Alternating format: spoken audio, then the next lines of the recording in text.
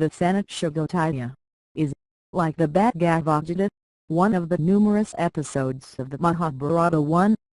It is true that it has never commanded anything like that unbounded veneration which has always been paid in India to the Bhagavad Gita.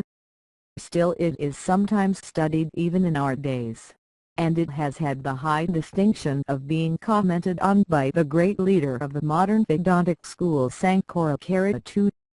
The Dhritarashtra purports to be a dialogue mainly between Sanatsugatia on the one side and Dhritarashtra on the other.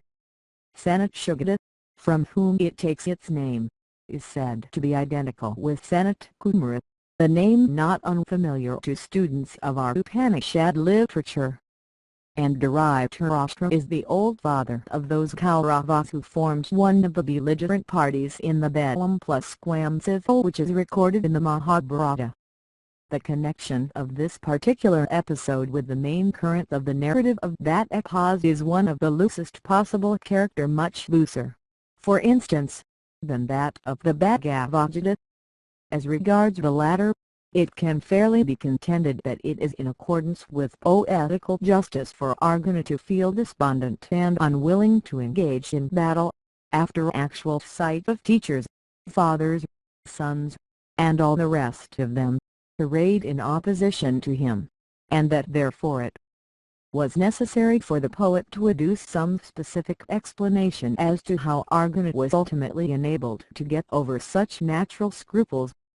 But as regards the Sanatsugatia, even such a contention as this can have no place. For this is how the matter stands. In the course of the negotiations for an amicable arrangement one between the Pandavas and the Kauravas, Sanjaya, on one occasion, came back to Dhritarashtra with a message from the Pandavas.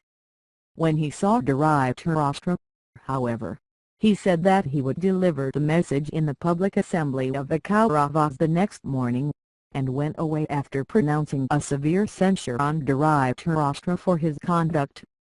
The suspense thus caused was a source of much vexation to the old man, and so he sent for Vidura, in order, as he expresses it, that Vidura might by his discourse assuage the fire that was raging within him.